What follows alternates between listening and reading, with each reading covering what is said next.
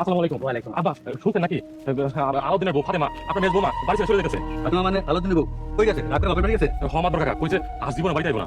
কি সাংঘাতিক! বাড়ি থেকে মারামারি ঝগড়া হয়েছে? আরে হ মানে চুপ কর দেখো, চুপ কর। মন রাস্তায় কাছে থাপ আয়া তার কান্না করে দিই।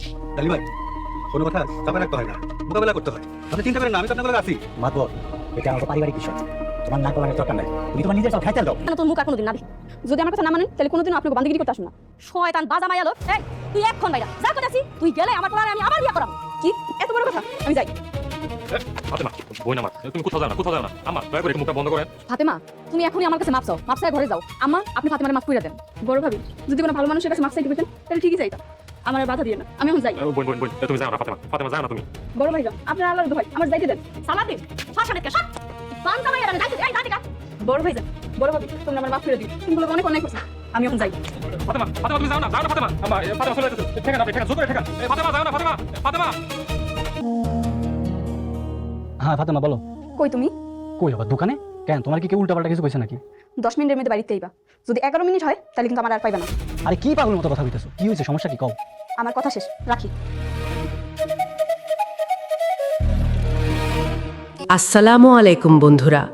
আজকের পর্বটা ছিল আবেগ, অপমান, ভাঙন আর লুকানো ষড়যন্ত্রে ভরা এক বিস্ফোরক অধ্যায়। শুরুতেই আমরা দেখি রাফিয়াকে শান্ত করার চেষ্টা করছে বড় ভাবি। সে বুঝাতে চায় এই বাড়িতে পাঠানোটা কোনো শাস্তি না, বরং সম্পর্ক ঠিক করার একটা সুযোগ। কথার মাঝেই উঠে আসে বিয়ের ইঙ্গিত, লজ্জা, মিষ্টি খুনসুটি। কিন্তু এই হালকা আনন্দের আড়ালেই ধীরে ধীরে জমতে থাকে ভয়ঙ্কর অশান্তি। অন্যদিকে ফাতেমার ভিতরের আগুন আর ধরে রাখা সম্ভব হচ্ছিল না।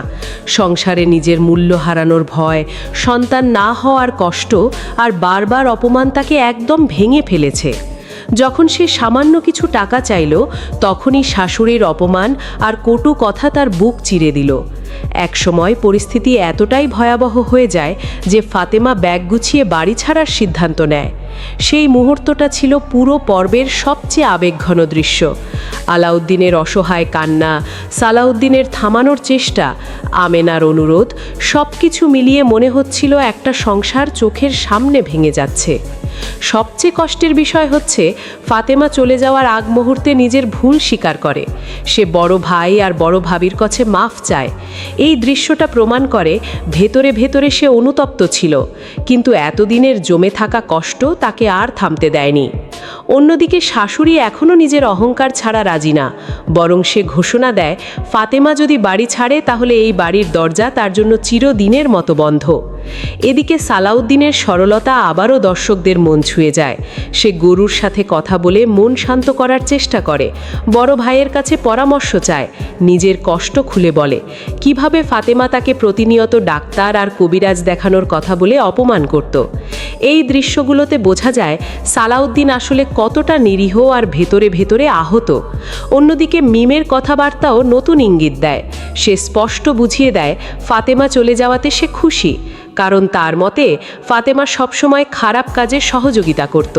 কিন্তু আমেনা এখনও কারো ভাঙন চায় না। সে আল্লাহর কাছে দোয়া করে যেন সব ভুল বোঝাবুঝি মিটে যায়। এখানেই আমেনার চরিত্রটা অন্যদের থেকে আলাদা হয়ে ওঠে। এরপর গল্পে আসে রহস্যময় মোড়। কবিরাজ আবারও ভয়ঙ্কর ইঙ্গিত দেয়। সে রসুদ্দিন ঢালিকে বলে বাড়িতে কালো ঝড় দেখছে, খুব খারাপ কিছু ঘটার আশঙ্কা করছে। ঠিক তখনই ফোন আসে বাড়িতে বড় ঝামেলা হয়েছে। এই দৃশ্যটা স্পষ্ট করে দেয় সামনে আরও বড় বিপদ অপেক্ষা করছে।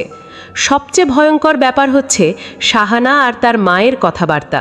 তারা বুঝে গেছে ফাতেমা চলে যাওয়াতে তাদের শক্তি কমে গেছে, তাই এখন তারা নতুন চাল চালার প্রস্তুতি নিচ্ছে। নিজেদের বাঁচানোর জন্য আগেই গল্প বানিয়ে রাখার পরিকল্পনা করছে, অর্থাৎ সামনে আরও বড় মিথ্যা, ষড়যন্ত্র আর পারিবারিক যুদ্ধ অপেক্ষা করছে। আজকের পর্বে একটা বিষয় খুব পরিষ্কার হয়ে গেছে, এই পরিবার এখন দুই ভাগে বিভক্ত। একদিকে আছে ভালোবাসা, ধৈর্য আর ক্ষমা, অন্যদিকে আছে অহংকার, হিংসা আর স্বার্থ। এখন দেখার বিষয় ফাতেমা কি সত্যি আর কখনো ফিরে আসবে না? আলাউদ্দিন কি নিজের সংসার বাঁচাতে পারবে? আর কবিরাজ যে কালো ঝড়ের ইঙ্গিত দিল, সেই ঝড় কি শুধু সংসার ভাঙবে নাকি পুরো পরিবারকে ধ্বংসের দিকে ঠেলে দেবে? জানতে হলে চোখ রাখতে হবে পরবর্তী পর্বে। ভিডিওটি ভালো লাগলে অবশ্যই লাইক, শেয়ার আর সাবস্ক্রাইব করতে ভুলবেন না।